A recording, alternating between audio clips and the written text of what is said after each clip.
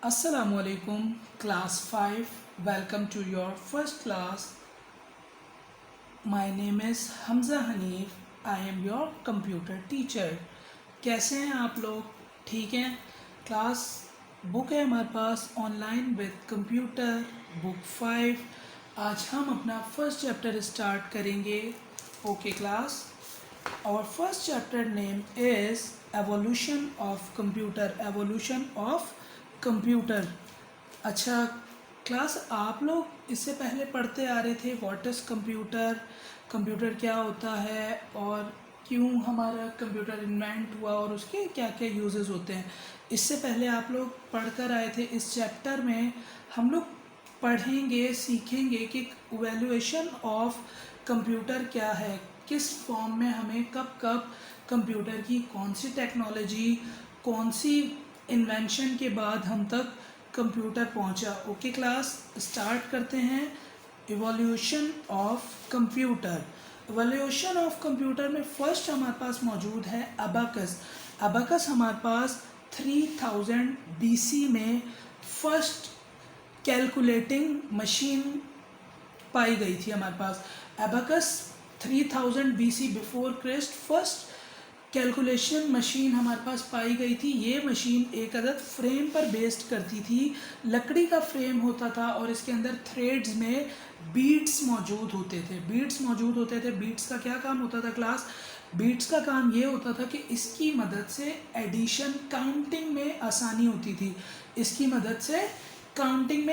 होती थी. ये होता था क्लास हमारे पास अबाकस के बाद हमारे पास डिफरेंट मैकेनिकल कंप्यूटिंग डिवाइस आई. मैकेनिकल कंप्यूटिंग डिवाइस किसको कहते हैं क्लास? मैकेनिकल कंप्यूटिंग डिवाइस उनको कहते हैं जिसमें से आपको मैकेनिकल वर्क करके काम किया जा सके. मैकेनिकल से मुराद आपको खुद से काम करना पड़े उस मशीन के अंदर, तब जाके वो कुछ वर्किंग कर सकती है. कुछ से आप खुद से उसमें वर्किंग करेंगे, खुद से कुछ इनपुट देंगे, तब जाकर आपको वो क्या करेगी क्लास? तब जाकर आपको वो अब आउटपुट देगी, वर्किंग करेगी. समझ आ रही है आपको क्लास? पास्कलाइन मशीन हमारे पास आई 1642 में. ये फ्रेंच के साइंटिस्ट थे ब्लेस पास्कल, उन्होंने बनाई थी एक अदद मशीन. ये मशीन रेक्टेंगुलर बॉक्स में थी और इसमें ड्रम्स मौजूद थे. ये भी हमारे पास एडिशन, सब्ट्रैक्शन के लिए यूज़ होती थी, जबकि इसमें डिवीजन नहीं हो पाता था. इसमें डिवीजन का ऑप्शन हमारे पास मौजूद नहीं था. इसको हम पास्कलाइन इन्वेंशन के नाम से जानते हैं. ओके क्लास, नेक्स्ट आते हैं अपनी नेपियर बोन्स.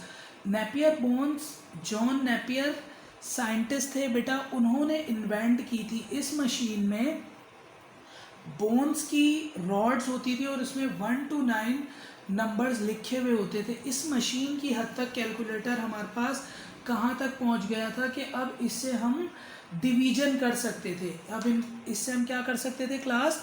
डिवीजन कर सकते थे. नेपियर बोन्स, इन्होंने ये इन्वेंट की थी मशीन 1640 में. इसके बाद हमारे पास मौजूद था लिबनेस कैलकुलेटर ने एक मशीन इन्वेंट की थी. किसकी बेस पे? पास्कल की रिसर्च पर इन्होंने लिबनेस कैलकुलेटर एक इन्वेंट किया था. इन्होंने उस मशीन के ऊपर वर्किंग करके अब वो काम मल्टीप्लिकेशन और डिवीजन भी होता था. ये लिबनेस कैलकुलेटर जो था वो स्टील और कॉपर से एक अदद मशीन बनाई हुई थी, जिसका काम था किसी भी नंबर और डाटा को मल्टीप्लिकेशन और डिवीजन करना. इसके बाद एक अदद हमारे पास साइंटिस्ट थे क्लास, जैकवार्ड्स लूम. 1801 में इन्होंने एक इन्वेंट की थी मशीन पंच कार्ड. क्या किया था इन्होंने इन्वेंट? पंच कार्ड इन्वेंट किया था इन्होंने. इस पंच कार्ड पे होल्स हुआ करते थे, जिस होल से हम क्या करते थे क्लास? कैलकुलेशन किया करते थे. कैसे कैलकुलेशन करते थे?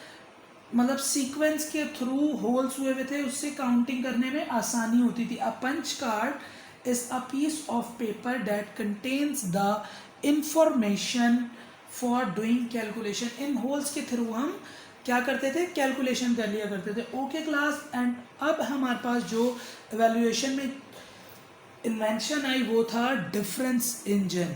1823 में डिफरेंस इंजन हमारे पास आया, जिसको चार्ल्स बेबेज ने इन्वेंट किया था। आपको पता होना चाहिए Charles Babbage is the father of computer. ये पहले ऐसे शख्स थे जिन्होंने कंप्यूटर को इलेक्ट्रॉनिक होने का कॉन्सेप्ट दिया। इलेक्ट्रॉनिक होने से मुराद एनालिटिकल इंजन एक पहला वाहिद ऐसा कॉन्सेप्ट रखता था मशीन जो इनपुट प्रोसेस आउटपुट पर बेस करता था। इनपुट प्रोसेस आउटपुट क्या होता था, हम उस मशीन को कुछ इनपुट देते थे, वो मशीन आउटपुट लेकर हमें उसके रिज़ल्ट, वो मशीन वो डाटा प्रोसेस करके उसके रिज़ल्ट में हमें आउटपुट फराहम किया करता था। एनालिटिकल इंजन हमारे पास क्लास फर्स्ट ऐसी मशीन थी जो इनपुट प्रोसेस आउटपुट पर बेस करती थी। Charles Babbage is known as the father of computer. He involve the concept of a programmable computer. Charles Babbage हमारे पास पहले साइंटिस्ट थे जिन्होंने कॉन्सेप्ट दिया था इलेक्ट्रॉनिक कंप्यूटर का और प्रोग्रामेबल कंप्यूटर का। प्रोग्रामेबल कंप्यूटर किसको कहते हैं, जिसमें से इनपुट इंसर्ट करवाकर प्रोसेसिंग के बाद हमें आउटपुट दिया जाए। क्लास इसमें हमने एवोल्यूशन ऑफ कंप्यूटर में क्या पढ़ा, क्या सीखा कि डिफरेंट एजेस में किस किस साइंटिस्ट ने कौन सी इन्वेंशन की थी और कंप्यूटर हमें किस फेस में मिला था। ओके क्लास, इसमें अब हम आते हैं generations of computer. Generation of computer क्या कहते हैं, हिस्ट्री में हमें किस जनरेशन में, जनरेशन बेसिकली कहते हैं हिस्ट्री को, द हिस्ट्री ऑफ कंप्यूटर, किस टाइम कौन सी मशीन कंप्यूटर में टेक्नोलॉजी हमें मिली, इसको हम क्या कहते हैं class, generation of computer. First generation हमारे पास जो कंप्यूटर की मौजूद थी वो थी वैक्यूम ट्यूब्स। ये जनरेशन हमारे पास 1951 टिल 1959 तक रही है। वैक्यूम ट्यूब्स क्या थे, छोटे छोटे बल्ब बहुत सारे थे और बहुत ह्यूज मशीन बनाई थी, बहुत बड़ी मशीन होती थी जो कि बहुत ज़्यादा हीट रिलीज़ किया करती थी। स्पीड भी इसकी इतनी कोई ख़ास तेज़ नहीं थी।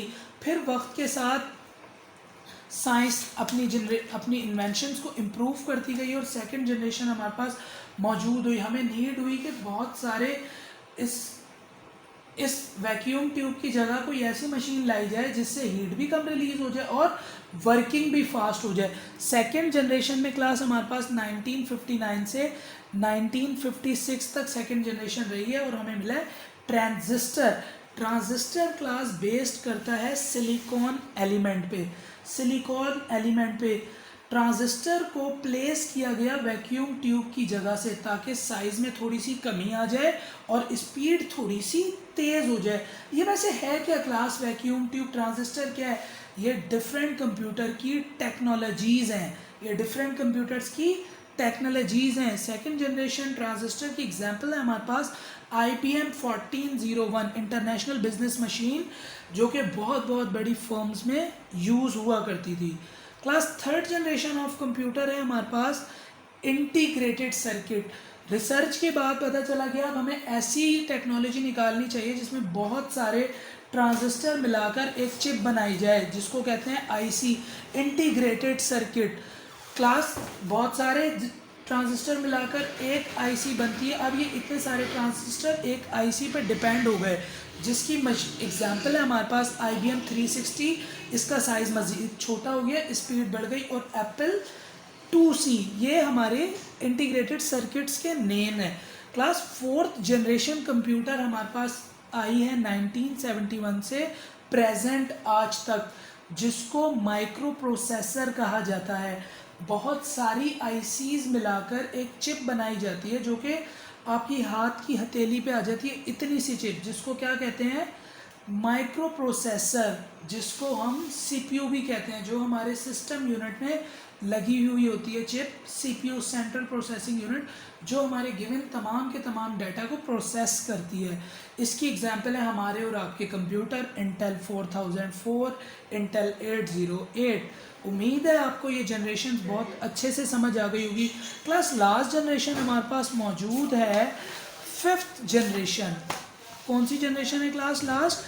फिफ्थ जनरेशन, आर्टिफिशियल इंटेलिजेंस, जिस पे आज तक रिसर्च किया जा रहा है। आर्टिफिशियल इंटेलिजेंस क्या है? आर्टिफिशियल इंटेलिजेंस क्लास वो है कि जिसमें ह्यूमन को कोई वर्किंग ना करनी पड़े, एज एग्जांपल रोबोट। अगर आप देखें साइंस ने इतनी तरक्की कर ली है, ऐसी मशीन्स इन्वेंट कर दी है जो खुद से सेल्फ ऑपरेट हो सकती है, जैसे कि रोबोट। ओके क्लास, उम्मीद है आपको आज हमने क्या क्या पढ़ा रेवोल्यूशन ऑफ कंप्यूटर में, डिफरेंट एजेस ऑफ कंप्यूटर में देखा, किस किस एज में कौन से कंप्यूटर्स मिले, और जनरेशन्स ऑफ कंप्यूटर देखा। उम्मीद है आपको बहुत अच्छे से समझ आ गया होगा। अपना ख्याल रखिए। अल्लाह हाफ़िज़।